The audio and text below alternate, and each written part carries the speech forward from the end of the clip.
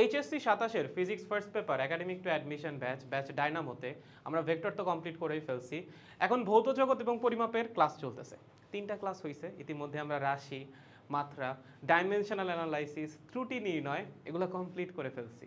কালকে হচ্ছে ৪ নম্বর লেকচার এবং কালকে আমাদের টার্গেট হচ্ছে স্লাইড ক্যালিপার্স নিয়ে পড়াশোনা করা। সো একটা ক্লাস পুরোপুরি যাবে স্লাইড ক্যালিপার্সের উপর এবং আমরা হয়তো বা এই সপ্তাহে বা পরের রবিবারে চ্যাপ্টারটা কমপ্লিট করে ফেলবো। তার ঠিক পরেই শুরু হবে গতিবিদ্যা। সো চেষ্টাটা থাকবে তোমাদের একবারেই সব কিছু শিখাই দেওয়া, যেন পরবর্তীতে গিয়ে তোমার নতুনভাবে আর কোনো কিছু শেখা না লাগে। তুমি অ্যাডমিশন টাইমে গিয়ে যেন নতুন কিছু খুব বেশি ফেস না করো। বাট তোমার টার্গেট যদি ইঞ্জিনিয়ারিং অ্যাডমিশন না হয়, সেক্ষেত্রে তুমি ইঞ্জিনিয়ারিং টপিকগুলো হচ্ছে আগে থেকে স্কিপ করতে পারো বা আমার সাথে একবার করে দেখে যাইতে পারো, পরে বিস্তারিত না পড়লেও কোনো সমস্যা নাই। শিখলে তোমার কোনো ক্ষতি হবে না, বরঞ্চ তোমার আরও প্রপার প্র্যাকটিস হবে এবং তোমাদের পড়াশোনার ট্র্যাকের মধ্যে রাখাটাও এখানে একটা মুখ্য উদ্দেশ্য।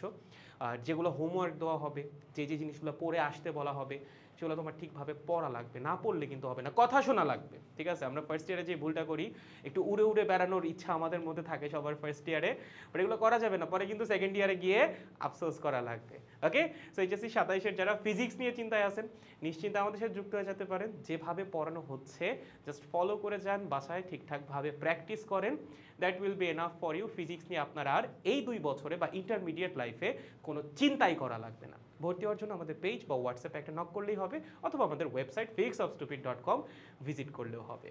গুড বাই, দেখা হচ্ছে আগামীকালের ক্লাসে।